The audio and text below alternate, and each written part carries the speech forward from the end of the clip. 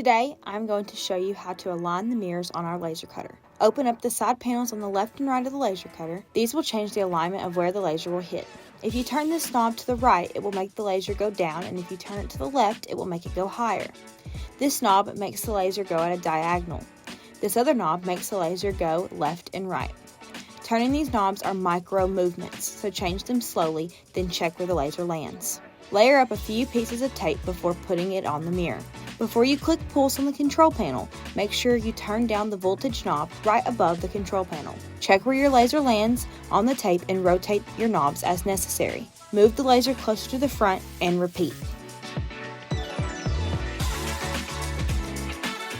Next, move the red nozzle to the left side of the bed. Put your tape on the red nozzle mirror and click pulse. Move closer to the right side of the bed and repeat.